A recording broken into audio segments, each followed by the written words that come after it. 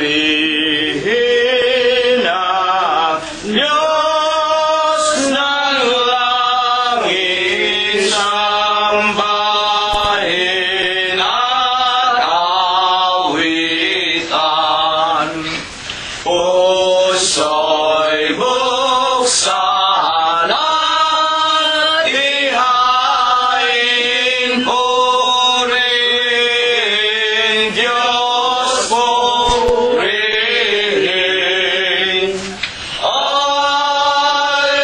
Alleluia, alleluia, lapit sa hari natin.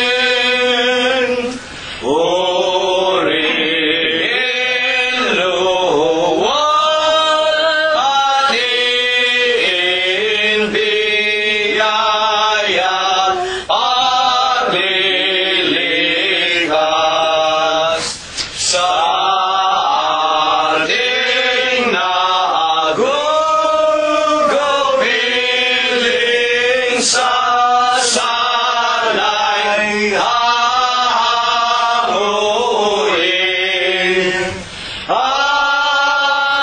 Alleluia, alleluia, gloria Patri. Ang Diyos ay naghihintay, siya ay nauuhaw. Dulugin, dulugin natin, sambahin, dumalangin.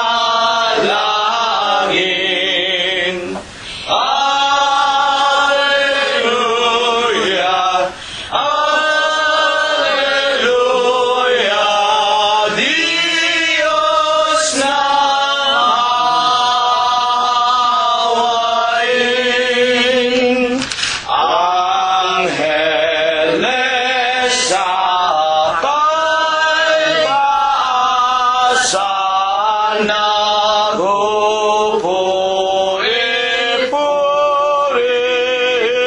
nagpupuri-purihin. Halina mga kapatid sa templo ng amang Diyos. Alleluia, alleluia, Diyos purihin, purihin.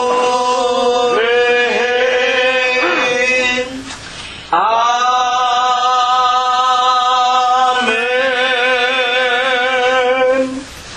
Purihin ninyo ang Panginoon. Purihin ninyo ang Panginoon mula sa mga langit. Purihin ninyo ang Diyos sa kanyang mga kaitaasan. Purihin ninyo siya, ninyong lahat niyang mga anghel. Purihin ninyo siya, buo niyang mga hukbo, mga hari sa lupa at lahat ng mga bayan, mga pangulo at lahat ng mga hukom sa lupa, mga binata at gayon din ng mga dalagang, mga matatanda at lahat ng mga bata. Purihin nila ang pangalan ng Panginoon, sapagkat ang kanyang pangalang mag-isa ay nabunyi, ang kanyang kalwalatian ay nasa itaas ng lupa at ng mga langit. Purihin natin ang pangalan ng Panginoon. Magsiawit tayo sa Diyos ng mga bagong awit at ng kanyang kapurihan sa kapisanan ng mga banal, sapagkat ang Diyos ay nalulugod sa kanyang bayan. Kanyang pagagandahin ang kaligtasan ng mga maamo. Purihin natin ang pangalan ng Panginoon. Purihin natin ang Diyos sa kanyang santuaryo. Purihin natin siya sa langit ng kanyang kapangyarihan. Purihin natin ang Diyos dahil sa kanyang mga makapangyarihang gawa. Purihin natin ang Panginoon ayon sa kanyang marilab na mga kadakilaan at purihin ng lahat ng mga bagay na may hininga. Purihin nila ang pangalan ng Panginoon. Amen. Amen. Pasisimulan na po natin ang pagpupuri sa banal at malinis na pangalan ng Panginoong Hesukristo. Una po nating awitin ang bilang 151 sa atin pong mga imnaryo. O taong natutulog ay gumising, ang puso mong ayo'y pukawin, ang katwiran ni Jesus ay hanapin, nang wag kang malugmok sa dilim. Halina o tao ng Diyos, at kay Jesus ay sumunod. Huwag patigasin ang iyong loob, ng sala mo'y matubos, ay matubos ang salang ng kapipihigilibisin mo at lisanin. Halina ngayon at sa lubungin, bayang banal ng tamuhin. Kay Kristo Jesus tayo'y magkaisa, sumunod sa kanyang anyaya. Ang lahat ng ating mga balisa aaliwin niya tuwin na. Halina o tao ng Diyos, tao ng Diyos, kay Jesus ay sumunod. Huwag patigasin ang iyong loob, nang ang sala mo'y matubos ang salang na ngakapipig. Ibisin mo at lisanin. Halina ngayon at salubungin, bayang ng tamuhin. Tawag niya'y huwag mag-aalinlangan, pagkat siya'y mabaging tunay. Sa tapat mong daing ay pakikinggan, utos niya'y tuparin mo lamang. Halina o tao ng Diyos, at kay Jesus ay sumunod. Huwag patigasin ang iyong loob, nang ang sala mo'y matubos ang salang mga kapipihigilibisin higit ibisin mo at lisanin halina ngayon at salubungin bayang banal ng tamoyin. Patuloy po nating papurihan at sambahin ang marangal at malinis na pangalan ng Panginoong Hesus. Numero 51 ang atin po namang susunod na aawitin. Kung sa kabuhay ay nagigigis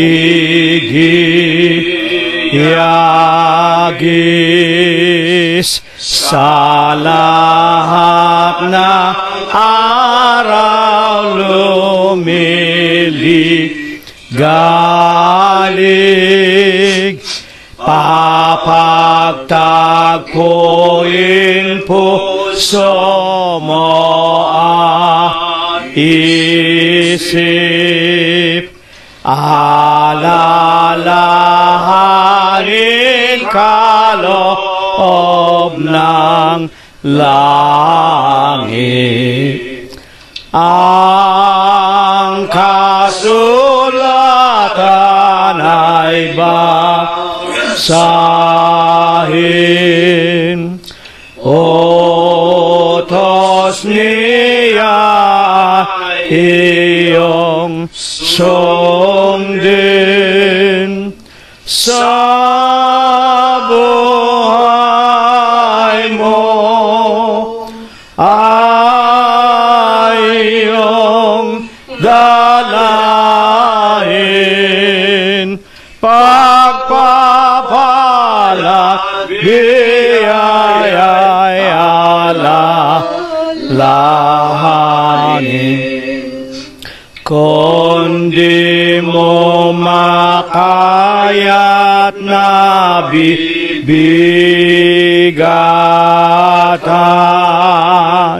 sa tindi ng hirap at kalumbayan,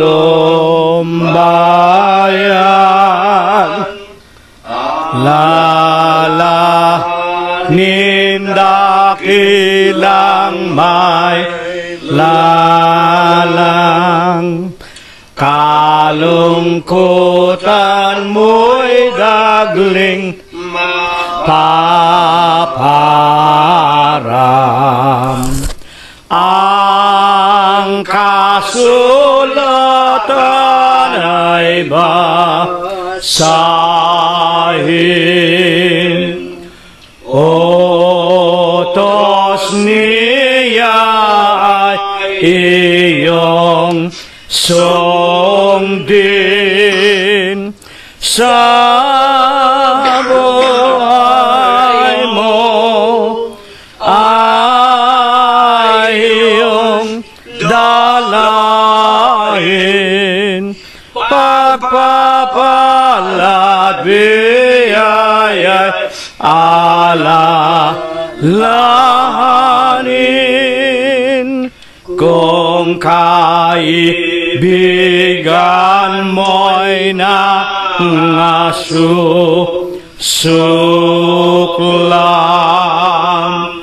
itinakwil ka't kinapopotan, Iglesia ng Diyos ang kadahilanan. Si Kristo Jesus iyong kaaliwan.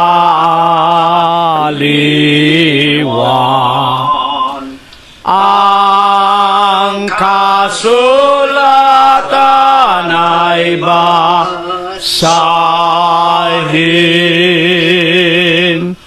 utos niya ay iyong sundin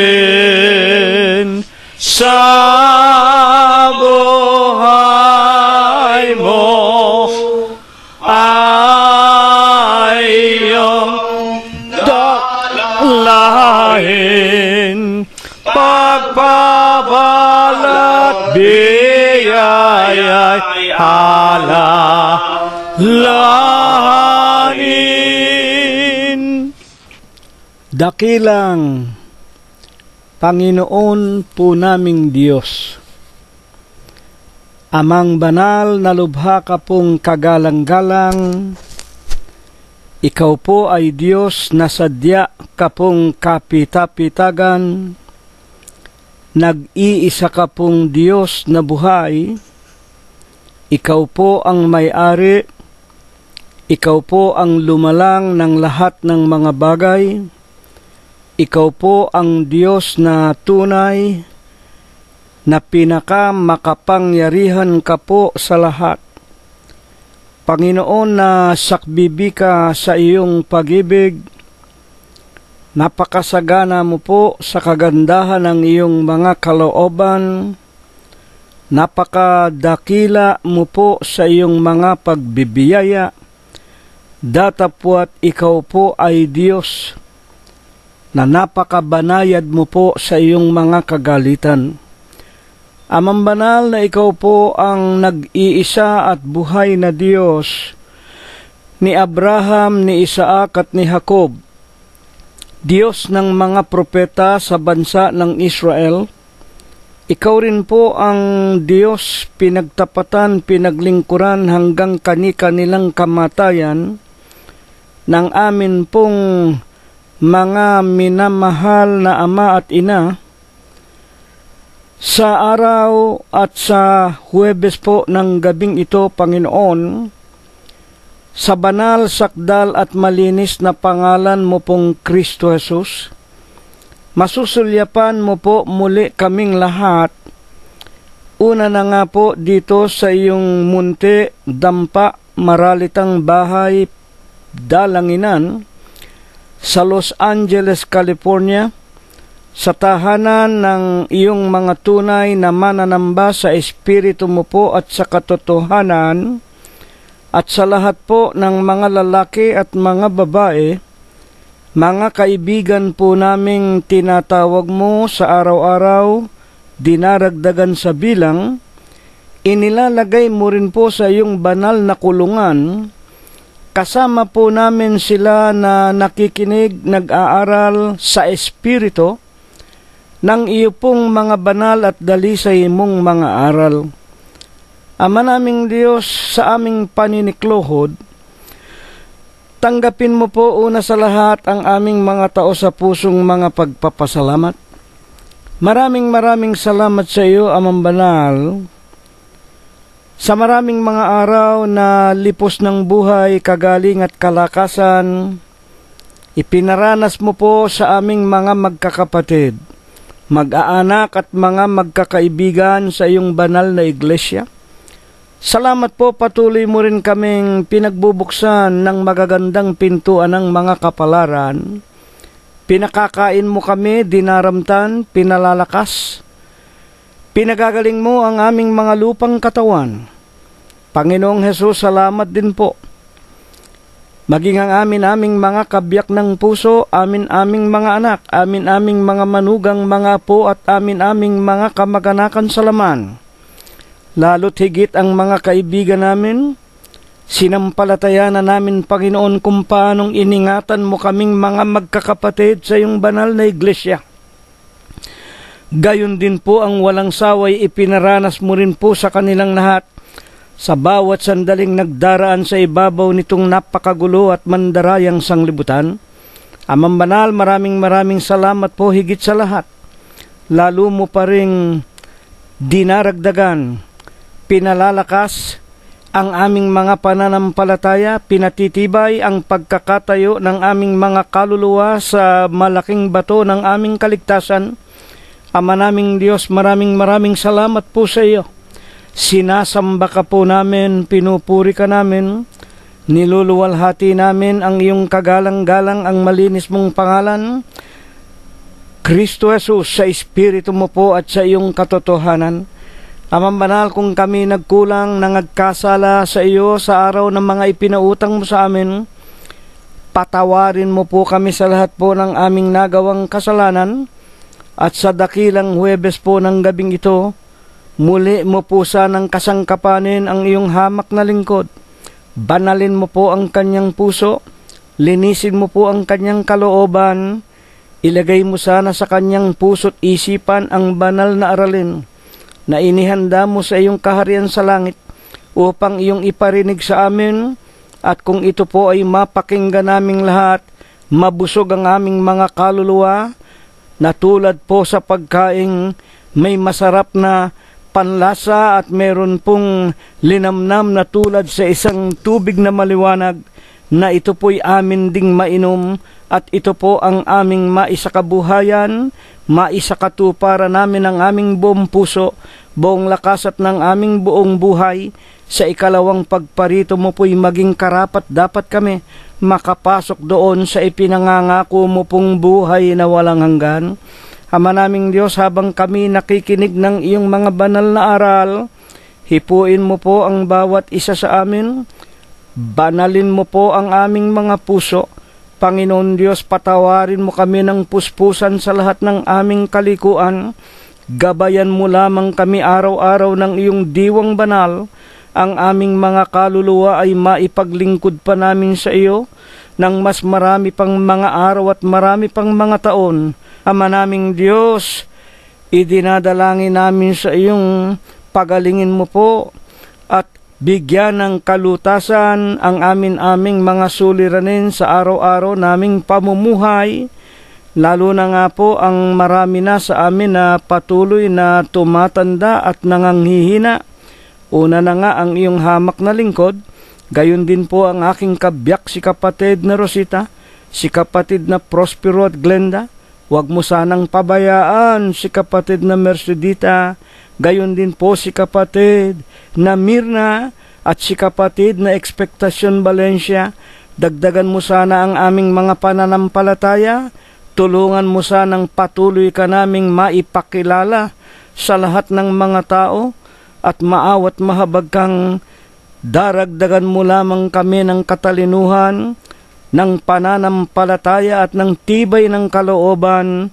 Huwag ka naming maikahiya, Panginoon, manapay ikaw ang aming maibalita sa lahat ng kaparaanan, sa mas marami pang mga taong naghihintay din naman ng iyong kagilagilalas na katotohanan. Ama naming Diyos, kami po'y dumadalangin, iingatan mo rin 10 ng aming mga tahanan, mga halamanan at mga hayupan at mga mumunting ari-arian. Hindi mo rin po ipagkakaloob sa sunog, sa lindol, malalakas na ulan, baha at mga daluyong, sa kamay ng pamahalaan, sa mga digmaan, sa mga magnanakaw, at sa napakaraming mga tao na may madidilim na puso at masasamang mga kalooban. Panginoong Hesus, sa Huwebes ng gabing ito, lubos ang aming pananampalataya, diringgin mo po ang aming mga pananalangin. Ito po ang iyong gagawin, ito po ang iyong ibabasbas at ibebendisyon sa amin, sa pangalan mong Kristo Jesus, magmula ngayon at magpakailanman. Amen. At ngayon po, mga ginigiliw po namin ng mga tagapakinig, tawagin na po natin ang ating sariling sangbahayan. Charity must always begins at home. Husayin na rin po natin ang ating sariling mga kaluluwa. Ihanda ang ating mga pakikinig. Kunin na rin po natin ang ating mga Biblia upang tayo po ay makatiyak na ang ating pinag-aaralan. Ito nga po ang mga banal na kalooban ng Diyos kung paano sa langit. Ito po ang ating mapakinggan, sampalatayanan at ating isakabuhayan. Ang atin pong paksa sa Huwebes ng gabing ito ay mula po sa aklat na isinulat ni Apostol Pablo sa Iglesia ng Diyos na naroon po sa Roma ng kanyang kapanahunan. Sa kanya pong pangkat 7 at talatang 24, in his chapter 7 and verse 24, let us read first in the King James Version. where the Tagalog Bible was derived by the Americans who brought it to us. Wretched man that I am, who shall deliver me from the body of this death? Romanos 7:24, abang tao ako, sino ang magliligtas sa akin sa kaarawan o sa katawan nitong kamatayan?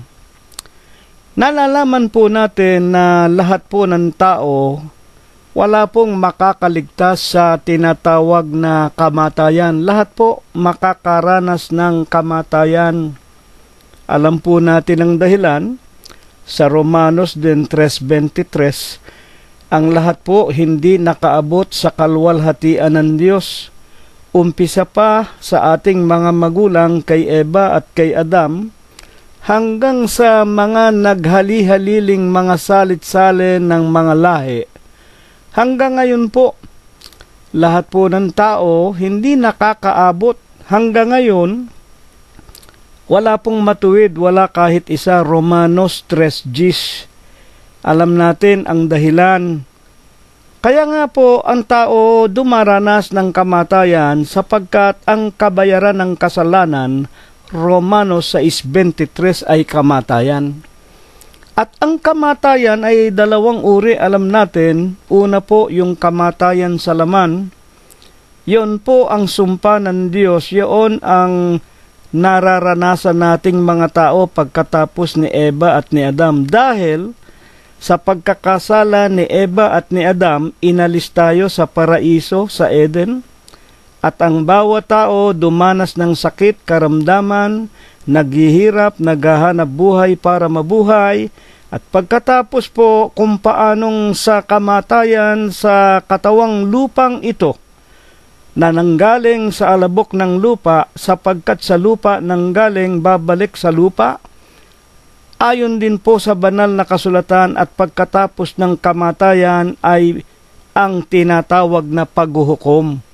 At kung alin nga po yung paghuhukom, yon po ang sinasabi sa Apokalipsis Kapitulo 21 at versikulo 8, na kapag tayo po hindi habang nabubuhay, nakapagbago ng ating masasamang pag-iisip, masasamang kalooban, itatapon tayo sa ikalawang kamatayan. Yun po ang impyerno, yung dagat-dagatang nagnininga sa apoy at asupre. Yun ang sumpa na walang katapusang pagngangalit ng ating mga ngipin. Kaya nga po sa 7:24 ng Romanos, niloob ng Panginoong Hesus na ibangon ang talatang ito upang matuto tayo kung papaano tayo mahahango sa tinatawag na ikalawang kamatayan. Ayon nga po kay Pablo, abang tao ako, sino ang magliligtas sa akin sa katawan nitong kamatayan? Itong katawang ito tiyak na mamamatay, mga tagapakinig. Upang ito po ay ating maliwanagan, yayamang ang pinag-uusapan po ay ang buhay. Gaano po baga kahalaga ang hininga ng buhay ayon sa ating mga banal na kasulatan? Ano ang dapat gawing pagpapahalaga ng bawat tao sa buhay na ito? Sapagkat sa buhay na ito, maraming mga tao, hindi mabilang, sabihin na natin halos lahat ng tao, ang mga tao ay abalang-abala sa paghanap ng kakainin, iinumin, daramtin, mga luho, kayamanan, ginto, pilak, kapurihan, karangalan, lahat na ng kaalwanan, mga luho at iba't ibang mga bagay, ito po ang nasa puso at isip ng mga tao. Akala lang mga tao, sila ay ipinanganak para kumain, matulog, magpakaligaya, magpasarap, mag-aral, at magpayaman, mag-asawa, magkaroon ng mga anak, at pag namatay ka, wala na. Ayon sa Santong Sulat, tayo na nakakarinig, nakakabasa pa ng Biblia, may buhay pa. Ano ang dapat nating unawain tungkol sa buhay na ito? Marcos Kapitulo 8:37, pabayaan natin ang Panginoong Hesus ang magpaliwanag. Sapagkat ano ang ibibigay ng tao na katumbas ng kanyang buhay, ng kanyang hininga? Sapagkat ano ang mapapakinabang ng tao? Makamtan man niya ang buong sanglibutan at mapapahamak naman ang kanyang buhay. Sa makatwid dito ang Panginoong Hesus mismo, sa unang talata pa lamang 8:37, anong ibibigay ng tao katumbas ng kanyang buhay? Ito'y tanong na nagpapaliwanag. Ang buhay po natin, yung hininga natin, hindi po natin maipapalit sa ginto, sa pilak, karangalan, kapurihan, kayabanan, at lahat ng mga luho at alwan sa buhay. Kahit gaano man kadakila, kahit gaano man kayaman, kahit gaano man karangal at makapangyarihan ang isang tao, kapag ang tao ay mamatay, ayon sa Panginoong Jesucristo, mga kapatid, talagang walang maitutumbas. Ang lahat po ay nawawalan na ng kabuluhan. Ang buhay lamang ang nagbibigay ng kabuluhan. Sa ginto, sa pilak, sa kayamanan, sa lahat ng bagay sa lupa. At kapag ang tao ay patay na, wala na po. Totoo po ba yan? Pabayaan natin ang Panginoong Hesukristo rin po ang magpaliwanag sa San Lucas, sa Kapitulo 12 at versikulo 15. At sinabi ni Jesus sa kanila, mangagmasid kayo at kayo ay mangag-ingat sa lahat ng kasakiman, sapagkat ang buhay ng tao ay hindi sa kasaganaan ng mga bagay na tinatangkilik. Ito po pagpapaalaala ng Panginoong Jesus. Mangagmasid kayo. Ano ba namamasdan natin sa mga huling araw na ito? Ngayon po 2016 na. Ano ba namamasdan natin? Kunin na naman nating halimbawa ang ating mga kapwa-tao sa Pilipinas, ang mga kababayan natin. Diyan po kitang-kita ang kasakiman Yung mga politiko natin, magmula presidente hanggang pinakamaliit na barangay tanod, puro korupsyon. Ano po ba yan? Yan mga kasakiman, puro plunderer. Hindi po ba ninyo nauunawaan? Ang Panginoong Jesus nagsasabi, mangagmasid, mangag-ingat, sapagkat ang buhay ay hindi para mangamkam, hindi para magnakaw, hindi para magsamantala. Ang buhay ng tao hindi sa kasaganaan ng mga bagay na tinatangkilik niya. Kitang-kita naman natin Ayan, eleksyon na naman sa Pilipinas. Ano na naman nakikita na natin? Yun na namang klanis. Yung mga familya na naman. Presidente yung ama, senador yung mga anak, yung mga apo naman alkalde, konsehal, kung ano-ano. At bawat popular na mga pangalan na dati ng mga politiko hanggang ngayon, yun pa rin. Ang wika nga makikita nating nagpapasasa sa ating inang bayan. Ituloy natin ang pagbasa 12:16 hanggang 19. Nagsalaysay si Jesus sa kanila ng isang talinghaga na sinasabi, ang lupa ng isang tao na mayaman namumunga ng sagana. At iniisip ng mayaman sa sarili na sinasabi, ano ang gagawin ko sapagkat wala akong mapagbibigyan o mapaglalagyan ng aking mga inanin na bunga? Ang talinghaga ng Panginoon, isang mayaman na meron siyang pataniman at napakarami niyang ani. Sobra-sobra, umaapaw. Anong gagawin ko? At sinabi niya, ito ang gagawin ko. Igigiba ko ang aking mga bangan, gagawa ako ng isang lalong malalaki, at doon ko ilalagay ang lahat ng aking butil at ang aking mga pag-aari. At sasabihin ko sa aking kaluluwa, marami ka ng pag-aari na nakakamalig para sa maraming taon. Magpahingalay ka na, kumain ka na, uminom ka na, matuwa ka na. Datapwat sinabi sa kanya ng Diyos, ikaw na haling. Ayan po, yung mga taong mga wika nga sa magaspang na pananalita masyadong swapag. Presidente ka na. Yung mga anak mo pinilit mo pang maging mga senador, kongresista. Kaya yung mga mayayamang mga politiko sa atin at yung mayayamang mga negosyante sa atin, yung mga yung mga asenderong mayayaman, yan ang sinasabi nila, magpahinga ka na, magpasarap ka na, magpahingalay ka na. Dadapwat dumating ang salita ng Diyos. Ikaw na haling, hihingin sa iyo sa gabing ito ang iyong kaluluwa at ang mga bagay na inihanda mo, mapapakanino kaya? Ayan po. Yan po ang mangyayari. Kaya po, yung buhay, kaya lang mahalaga, mga kapatid, habang buhay pa ang tao, wala siyang maitutumba sa kanyang buhay sapagkat pagpatay na siya, lahat ng ari-arian niya, lahat ng kayamanan niya, ang tanong ng Diyos, mapapakanino kaya? At yan po, totoo, nangyayari dito sa Amerika. O ilan na ang mga bilyonaryong mga taong kapag namamatay, ano nababalitaan natin? Kinukuha po ng gobyerno.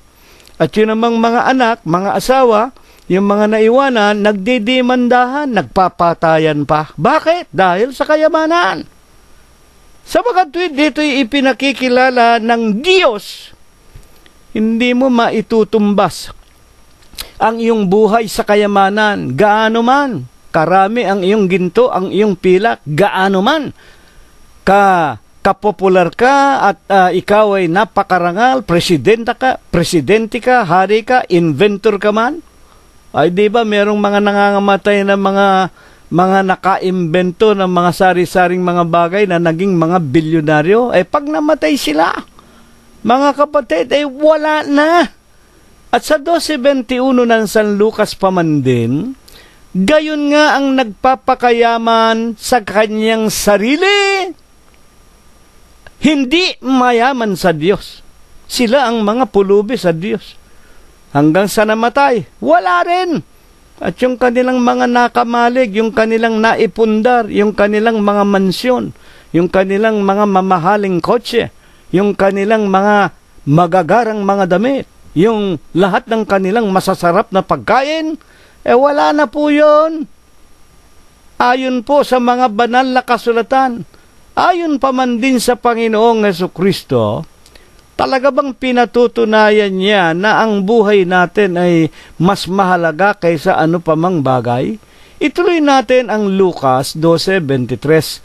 Sapagkat ang buhay, yung hininga ng buhay, higit sa pagkain at ang katawan kaysa damit. Mas mahalaga po ang buhay, mas mahalaga po itong tinatawag na katawan kaysa mga damit na isusuot, kaysa mga pagkain, kaysa kayamanan, kaysa ginto at pilak. Isipin ninyo yan? Lahat naman ng tao ay mamamatay. Ang ibig lamang sabihin, halimbawa, ang isang tao na mahirap, walang-wala, isang kahig, isang tuka, maganda pa ang kanyang kalagayan kaysa sa isang bilyonaryo na pati yung ataol ng iburol ginto, pero wala naman siyang buhay. Mabuti pa ang pulubi. Papaano pa nga po pinatutunayan maging ng mga unang mga banal na kasulatan sa matandang tipan na talagang walang pinakamahalaga sa ating mga tao maliban na lamang na manatili tayo na mga may buhay. Paano pinatutunayan na talagang ang pulubi, mas higit na mainam, yung nagkakalkal ng basura para may maikain, yung naghahanap ng mga itinapon, tira-tirang pagkain ng mga customer sa mga restaurant at mga palengke, hinahalukay yung basurahan para makakuha ng maisusubo upang sila'y mabuhay, na sila ay higit na wika nga maswerte kesa sa mga mayayaman, mga bilyonaryo na pupuluputan ng ginto, ng pilak, ngunit mga patay sila. Ecclesiastes Kapitulo 9, versikulo 4. Sapagkat sa kanya nanapisan sa lahat na may buhay, ang ibig sabihin, sa kanila na may buhay, ay may pag-asa. Sabihin na po natin, halimbawa, si kapatid na si Rilo, ako po ay naghihingalo na, ako po ay diabetic, ako po ay katakot-takot ang sakit. Halimbawa sa araw at oras na ito, ako po ay naroon sa intensive care unit, maghihingalo na, bilang na ang aking mga araw. Datapwat ang sinasabi ng Panginoon Diyos, Ecclesiastes 9:4, sa mga may buhay, meron pang pag-asa. Meron pa po akong pag-asa, mga kapatid. Pero yung mga bilyonaryo na matay, ituloy natin ang pagbasa, 9:4. Sapagkat sa kanya na napisan sa lahat na may buhay, habang naghihingalo, may buhay pa, ay may pag-asa. Sapagkat ang buhay na aso, eto po, ang buhay na aso, maigi kaysa patay na leon. Sino ba yung mga leon na tinutukoy? Di yung mga mayayaman na nabuhay sa lahat ng kalayawan, nabuhay sa ginto, sa pilak, nabuhay sa masasarap na pagkain, nabuhay sa magagandang mga damit, mga bahay, ang dami-daming kwarta, ang dami-daming pera, parang si Napoles, parang yung mga presidente ng Pilipinas, parang yung mga senador at mga kongresista, pasyal dito, pasyal diyan, ang mga anak nag-aaral sa pinakamamahaling mga koleyo, parang mga leader ng mga iglesia ng tao, mga iglesia at mga relihiyon na pinamumunuan ng mga mayayaman, mga kapatid na may mga sariling mga security guard, may private army, masasarap ang kinakain, lipos ng kaligayahan sa araw-araw. Anong wika ng banal na kasulatan? Ang buhay na aso, higit na mainam kaysa patay na leon. Puro ka nga ginto. San tambak ang kayamanan mo, patay ka naman. Ngayon, ano ang ipinakikilala pa ng propetang si Solomon sa kanyang aklat ng Ecclesiastes tungkol sa ating pag-aaral? Bakit talagang kinakailangan ang tao dapat ang higit na pagsumikapan ang manatili silang buhay kahit mahirap, kahit parang aso na nagkakalkal lamang ng makakain sa kanilang dadaanan at sa mga basurahan pero may buhay? 9:5 ituloy natin, sapagkat nalalaman ng mga buhay na sila'y mga mamatay, ngunit hindi nalalaman ng patay ang anumang bagay at ni mayroon pa man silang kagantihan, ang alaala sa kanila ay nakalimutan. At ito ang nakakatakot sa lahat. Pagpatay ng taong mayaman, 9:6, maging ang kanilang pag-ibig. Ayan po. Wala na sa mayaman, pagpatay na siya, 6 feet under the ground, wala na sa isip niya yung asawa niya, wala na sa puso niya yung mga anak niya, wala na yung mga mahal niya sa buhay. Gaya ng kanilang pag-ibig na wala na, gaya ng kanilang pagtatanim at ng kanilang pananaghili na wala na ngayon, na wala na silang anumang bahagi pa na magpakailanman sa anumang bagay na nagawa sa ilalim ng araw. Wala ka na, wala, basura ka na, hindi ka na. Pinakamahalaga sa lahat, ang isang patay, hindi na makakapuri sa Diyos, hindi na makakaawit, hindi na makakapanalangin, hindi na, mga kapatid at mga magulang, makakagawa ng ano pa mang mabubuting mga bagay. Hindi na sila makapagpupuri pa sa Diyos at higit sa lahat, hindi na sila makakapagkaroon ng ikapagpapatawad ng kanilang mga kasalanan. Bakit? Wala na. Wala na. Nabulok na pati ang mga isipan nila sa ilalim ng lupa. Kaya nga bakit po baga mahalaga na maunawaan ng lahat ng tao na habang tayo po ay nabubuhay, makapagpatuloy po tayo ng pagpupuri at ng paglilingkod sa nag-iisa at buhay na Diyos na lumalang at may-ari sa atin. Basahin po natin ang mga banal na kasulatan. Noon pa man sa aklat ng matandang tipan, kasaysayan po ng bansa ng Israel, iisa ang bayan ng Diyos. Ang Israel po lamang inilabas ng Diyos sa kamay ng pagkaalipin sa pagkabusabos doon sa Ehipto sa loob ng 400 taon. Tandaan po ninyo, iisa lang ang bayan ng Diyos, hindi po marami. Kumbaga man tayong lahat nilalang at pag-aari ng Diyos, pero hindi po naman lahat ay naging anak ng Diyos. Meron po siyang pinili. Itinangi niya, tinawag niya na kanyang sariling bayan. Iniligtas niya, pinarami pa niya at pinalago ang mga Israelita, maging sa aklat ng matandang tipan. Ito po ang pagpapatunay. Ano? Ang ipinag-utos ng Diyos na talagang ito ang dapat nating isakabuhayan. Ito ang dapat nating gawin. Ito ang dapat nating tuparin ang paglilingkod sa Kanya at paano ang paraan. Maging noong panahon pa man ng mga Israelita sa laman. Exodus, Kapitulo 20, versikulo 1 hanggang 5. At sinabi ng Diyos ang lahat ng mga salitang ito na sinasabi sa kanyang bayan sa bansa ng Israel.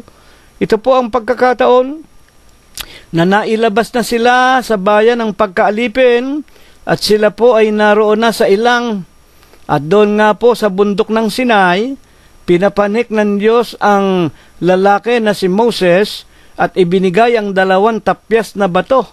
Ito po ang kanilang pinaka-konstitusyon. Ito ang saligan ng kanilang mga batas. Basahin po natin. Exodus, Kapitulo 20, versikulo 2. Ako ang Panginoon mong Diyos na naglabas sa iyo sa lupain ng Ehipto, sa bahay ng pagkaalipin. Huwag kang magkakaroon ng ibang Diyos sa harap ko. Ayan po. Huwag kang magkakaroon ng ibang Diyos sa harap ko. Unang-unang utos. Kapitulo 20, versikulo 3. At ituloy natin hanggang 6. Huwag kang gagawa para sa iyo ng larawang inanyuan o ng kawangisman ng anumang anyo na nasa itaas sa langit o ng mga nasa ibaba sa lupa o ng nasa tubig sa ilalim ng lupa.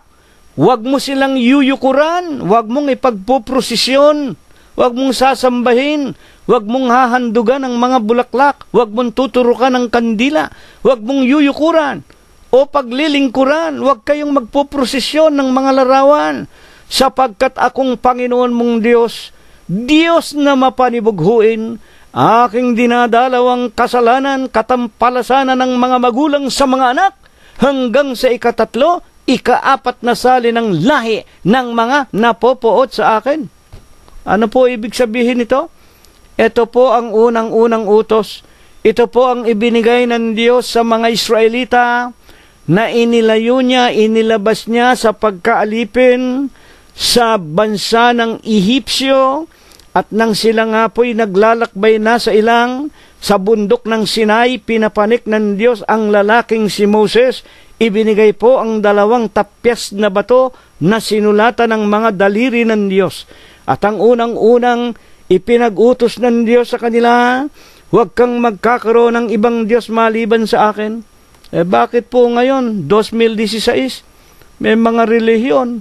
Ano po ang kanilang itinuturo? Meron po silang kahalili ng Diyos. Alin po yan? Vicarious Filii Dei. Yan ang mga Katoliko. At ang iba't ibang mga iglesia tulad nitong tinatawag na galing din sa Katolisismo na naroon sa Europa, sa Turkiya, mga kapatid, na ito yung kanilang tinatawag na meron din silang mga hierarchy, yung pinakamatataas nilang mga saserdote, tinatawag din nila na mga papa, o ang tinatawag nila na Vicarious Filii Dei din, mga kapatid. At ang iba naman, na nagsasabing sila naman ay mga iglesia pero itinayo ng tao, tinanggal naman nila ang Panginoong Jesucristo, ipinalit naman yung kanilang obispo, yung kanilang mga leader, mga sugong anghel. Napakaliwanag po sa unang tapyas na bato, sa 2 tapyas na bato, huwag kang magkakaroon ng ibang Diyos maliban sa akin. Huwag kang gagawa ng mga larawang inanyuan. Ang wika ng Diyos ng nasa langit, nasa lupa, at ng nasa ilalim ng lupa. Huwag mo silang yuyukuran, huwag mo silang paglilingkuran. Mapanibuhuin ako, seloso akong Diyos. Dadalawin ko ang inyong mga magulang, kayo na mga magulang na nagpasimuno ng mga pagsamba sa mga larawan ni Birhen Maria, ni Santo Niño, ni Kalunsad, At sino-sinong mga obispong mga tao, sugong anghel, sinasamba ninyo at niyuyurakan ninyo ang tunay na Diyos, dadalawin kayo ng Diyos. Ang ibig sabihin, susumpain kayo. Hindi lamang hanggang ika-3, kung hindi hanggang sa ika-4 na salin ng lahi ng inyong mga anak o ng inyong mga lahi. Ang wika ng mga banal na kasulatan, at ang wika pa man din niya sa 26 ng Exodus, pinagpapakitaan ko ng kaawaan ang libu-libong umiibig sa akin at tumutupad ng aking mga utos. Sa kabilang dakoy, dinadalaw din naman ng Diyos. Pinagpapakitaan, ang ibig sabihin, inililigtas, iniingatan, kinaawaan ang libu-libo na umiibig sa Kanya at hindi naglilingkod sa kung ano-anong mga Diyos-Diyosan o mga larawan. Sa makatwid, mga kapatid at mga magulang, ang buhay po nating ito po ay ibinigay sa atin ng Diyos. Ang hininga ng buhay na ito, hindi po para sundin natin yung ating balang maibigan.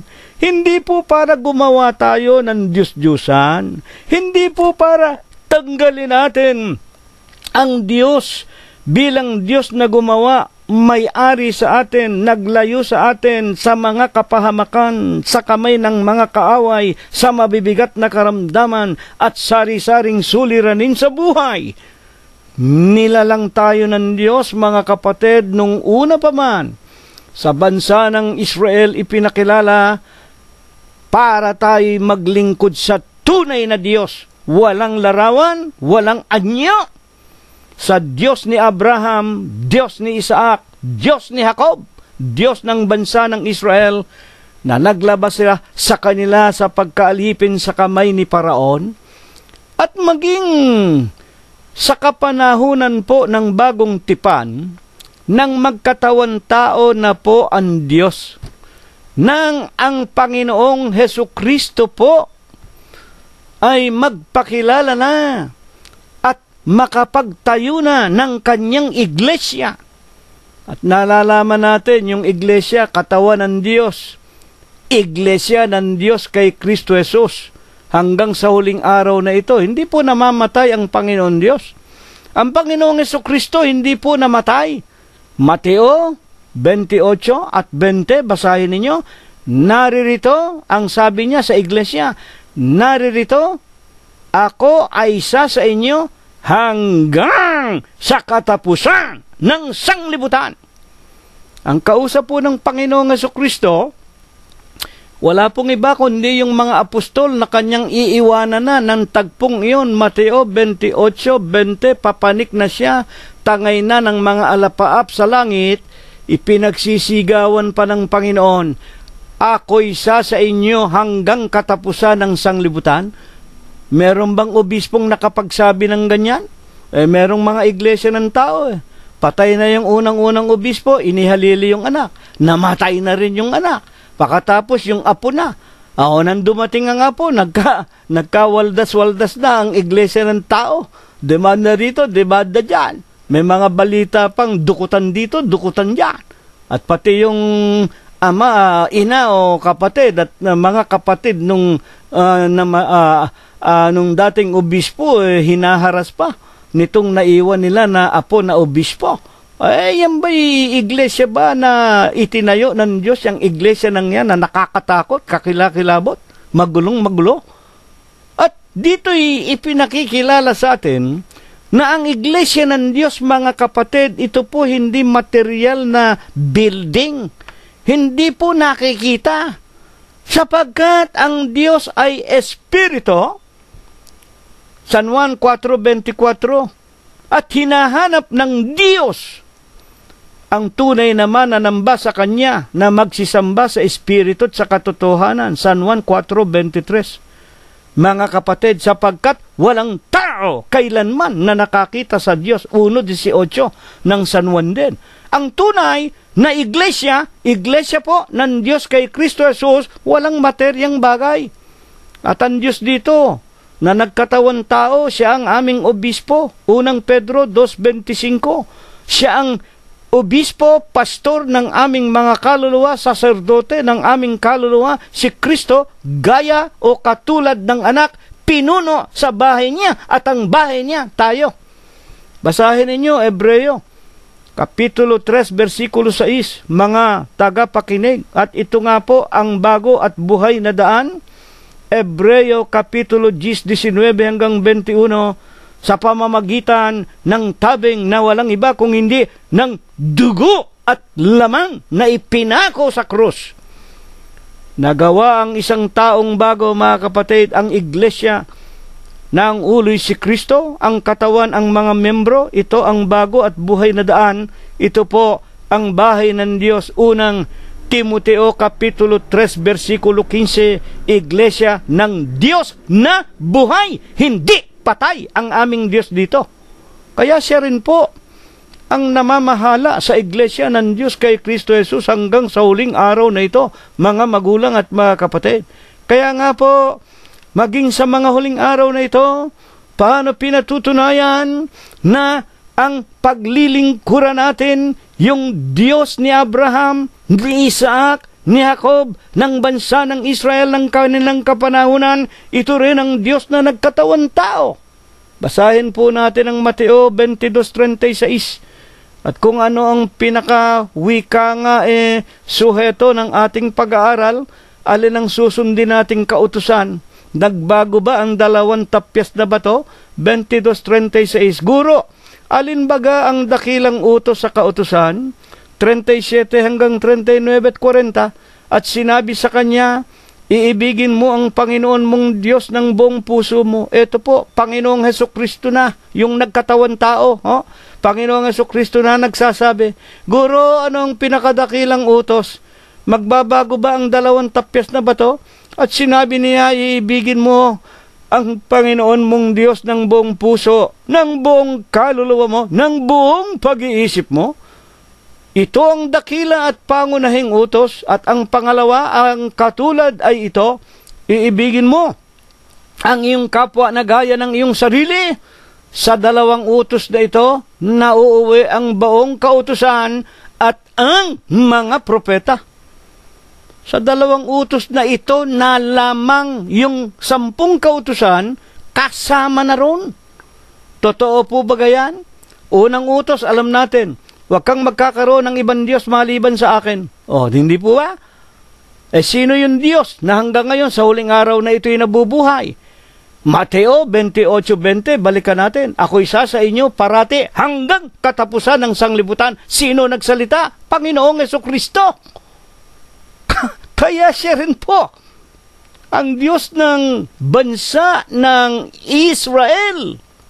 Iibigin natin ang Panginoong Hesukristo buong puso, buong isip at buong buhay, buong kaluluwa natin. At ang ikalawa, ano ang sinasabi? Ang ikalawa ito, iibigin mo ang iyong kapwa gaya ng sa iyong sarili. Dito nauuwi na ang 10 kautusan at ang mga propeta. Ano ba naroon sa 10 kautusan? Hindi ba? Huwag kang papatay, huwag kang magnanakaw, huwag mong iimbutin ang asawa ng iyong kapitbahay. Hindi ba? Sabihin mo na, ipangingilin mo ang araw ng Sabat. Hindi ba totoo yan? Nasa 2 tapyas na ba ito yan? Paano yan nauwi sa pag-ibig natin sa Diyos at sa ating kapwa-tao? Dito po sa pag-ibig ko sa aking sarili, ano ba ibig ko? Ayaw ko na ako ay masaktan. Ayaw ko na ako'y manakawan. Ayaw ko na ang aking asawa ay imbutin ng aking kapitbahay. Ayaw ko na magmura. Ayaw kong manakit ng aking kapwa. Ayaw ko na magkasala sa Diyos. Kapag sinunod ko ang pag-ibig ko sa aking sarili, pag-ibig ko sa aking kapwa-tao gaya ng aking sarili, natupad ko na po maging ang 2 tapyas na bato. Natupad ko na po maging ang iba pang mga kautusan ng Diyos. Ipinasulat sa mga propeta na naghali-halili pagkatapos po ng kapanahunan ng bansa ng Israel. Sa mga tuwid, maging ang pangingili ng araw ng Sabat. Sapagkat sa araw ng Sabat, ang Panginoon Diyos, 7 araw, siya po'y nagpahinga. At ipinag-utos ng Diyos, piyesta opisyal yan. Ikapitong araw, huwag kayong lalabas ng bahay, huwag kayong gagawa ng anumang bagay. Biyernes pa lang, magluluto na kayo. Alam natin yan, Biyernes pa lang, aayusin na ninyong lahat ng kakainin ninyo sa loob ng susunod na 24 oras sapagkat wala kayong gagawin, magpapahinga kayo. Na kung liliwanagin lamang, Biyernes na, araw ng Biyernes, ihanda na ninyo ang lahat ng inyong gagawin sapagkat Sabado wala kayong gagawin kung hindi gumawa ng kabanalan. Ay, di ba totoo yan? Sa atin po, sa Iglesia ng Diyos kay Kristo Jesus, Lunes, Martes, Miyerkules, Biyernes, Sabado at Linggo, ang lahat ng araw ay banal. Lahat ng araw gagawa tayo ng kabanalan. Kaya nga ang wika ng Panginoong Jesucristo hindi ako naparito para sirain ko ang kautusan, kung hindi para lubos kong papagtibayin. Ang maraming mga reliyon, nangingilin pa rin ang araw ng Sabat, wala ka namang makitang kabanalan. Ang nangyayari, kapaimbabawan. Ako po'y maraming nakita, saksi ako Dito sa Amerika lang ang daming Sabadista, araw ng Sabado, nagtatrabaho. Araw ng Sabado, nasa mga kasino. Araw ng Sabado, nasa kaliwa-liwan, pasyalan. Di kapaimbabawan na yan. At kung susundin pa ninyo yung mga utos ng mga propeta na talaga namang ipinag-utos ng Diyos ng panahon ng Israel, huwag kayong kakain ng mga hayop na karumal-dumal, may mga baakang paa, ngumunguya, kamukha ng baboy, hindi rin nasusunod yan sa huling araw na ito. Sino makakasunod yan? Halos lahat ng kinakain ng tao sa restaurant, may dugo ng baboy, merong taba ng baboy, mantika ng baboy. Puro kapaimbabawan niya. Kaya yan po ay pinatibay na ng Diyos. Mga kapatid, sa 2 utos na lang, tandaan ninyo yan. At yan ay nananatili hanggang sa huling araw na ito. At ang wika ng Panginoon Diyos sa Ecclesiastes 12:13, magmula pa sa Israel at hanggang ngayon tumatagos ito sa atin. Ito ang wakas ng lahat ng bagay. Lahat ay narinig. Matakot ka sa Diyos, sundin mo ang kanyang mga utos, ito ang buong katungkulan ng tao. Ito po ang buong katungkulan ng tao, mga magulang at mga kapatid. Kaya nga maging sa pagkakatawan tao ng Kristo at maging sa paglaganap ng Kristyanismo sa pamamagitan ni Apostol Pablo, sa Efeso 2:10 ang wika, sapagkat tayo'y kanyang gawa, nilalang kay Kristo, para sa mabubuting gawa, inihanda ng Diyos ng una upang siya nating lakaran. Hindi po nagbabago ang kautusan ng Diyos maging sa 2 tapyas na batot mga kautusan ng mga propeta, kung paanong sinabi ng Diyos, maglilingkod tayo sa Kanya ng buong puso, buong isip, buong lakas, huwag tayong magkakaroon ng ibang Diyos. Huwag tayong gagawa ng masama sa ating kapwa hanggang ngayon 2016. Ito rin po ang nananalaytay sa mga wika nga kautusan ng Diyos sa kanyang mga anak. Tayo, kanyang gawa. Nilalang tayo ng Diyos para kanino? Para kay Kristo. Hindi ako nilalang para sumunod sa utos ng Papa sa Roma. Hindi ako nilalang para sumunod at utusan ng mga Doctor of Divinity, Theosophy and Letters na mga leader ng mga reliyong protestante. Hindi ako nilalang para sumunod sa mga iglesia ng tao at sa mga diksyonaryo ng Biblia. Na alam natin, puro salapian ang mga yan. Nilalang ako. Ginawa ako ng Diyos para sumunod kay Kristo sa kanyang mga kautusan na mabubuti. 7:12 ng Roma, inihanda niya ng araw pa para ating lakaran. Bakit nga po? Bakit kailangan sumunod tayo sa Diyos, sa kanyang utos lamang? Ecclesiastes 12:14, sapagkat dadalhin ng Diyos ang bawat gawa sa kahatulan, pati ng bawat kubling bagay, maging ito'y mabuti o maging ito ay masama. Meron pong araw ng paghuhukom, mga magulang, mga kaibigan at mga kapatid po namin. Ngayon ang tanong natin, matakot tayo sa araw ng paghuhukom. Ang tanong natin, hanggang ngayon maraming tao may kani-kanilang sariling Diyos. Ayan, nandyan si Birhen Maria, si Kalunsad, yung mga papa sa Roma, isang tambak ang mga larawan niya. Tinatawagan ninyo, sinasamba ninyo. Ang iglesia ng tao hindi lumuluhod sa pangalan ni Kristo. Pero pagdating sa pagsamba sa kanilang mga leader na sugong anghel, umiiyak, mananalangin lang patay ng matagal yung mga leader, iniiyakan pa.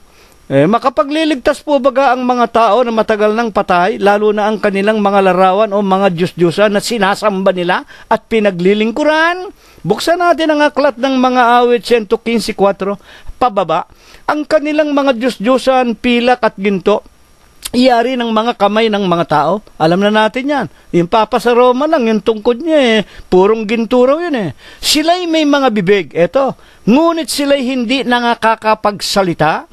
May mga mata, meron sila, hindi sila makakita.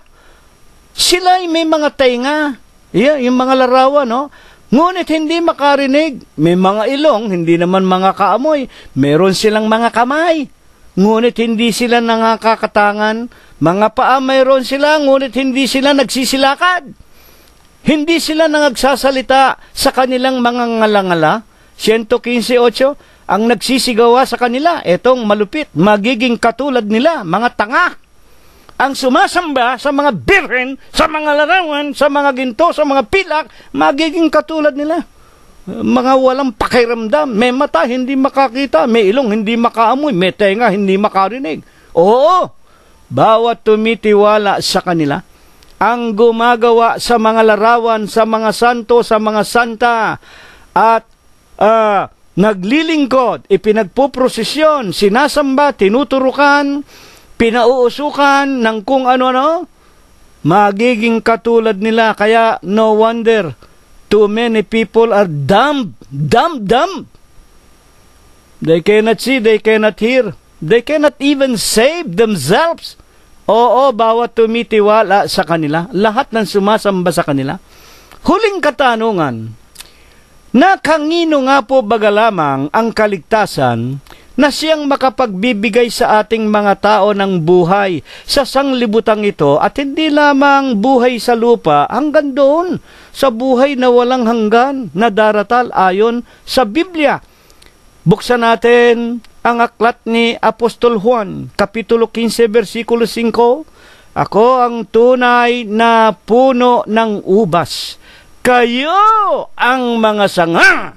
Kung kayo'y hiwalay sa akin, wala kayong magagawa. Ayan po. Kay Kristo lamang tayo magkakaroon ng kaligtasan sa ating Panginoong Hesukristo. Tunay ba yan? Sino ba ang Panginoong Hesukristo? San Juan 1:1 hanggang 5 at 14. Nang pasimula ay ang berbo ay sumasa Diyos, ang berbo ay Diyos. Nasa Kanya ang buhay.